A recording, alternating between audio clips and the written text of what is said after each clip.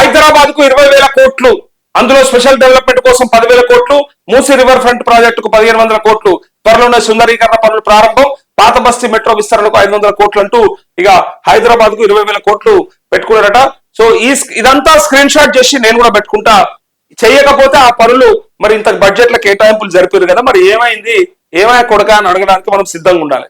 ఇక్కడ కేసీఆర్ కు కనువిప్పుగా బడ్జెట్, ప్రజాపాలనకు అద్దం పట్టేలా ప్రజారంజక బడ్జెట్ ను చీల్చి చెండాడుతారా మంత్రి పొంగులేటి శ్రీనివాస్ రెడ్డిగా.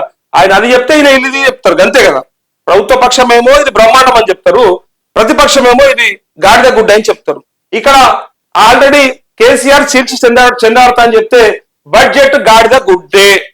ఎగ్జాక్ట్లీగా నరేంద్ర మోదీ గారు పెట్టినటువంటి, అంటే నిర్మలా సీతారామన్ ప్రవేశపెట్టిన బడ్జెట్ లోని అంశాలను చూసిన తర్వాత రేవంత్ రెడ్డి ఎట్లయితే గుడ్లు పెట్టిరు మాకు అన్నారో, ఇవాళ సేమ్ బండి సంజయ్ మీ కూడా గుడ్లే. ఇక అది గుడ్డ ఇది గుడ్డ అయితే మరి అసలు ఎట్లా బతకాలి నాకు అది అర్థమైతలేదు. సామాన్యుడు నాగం చేసినట్టు కాదు. మరి అసలు లేదు, మరి అందరు వీళ్ళు పెట్టింది గుడ్డ వాళ్ళు చెప్తారు, వాళ్ళు పెట్టింది గుడ్డ అని వీళ్ళు చెప్తా ఉన్నారు. మరి అసలు గుడ్డ ఏడుంది మరి?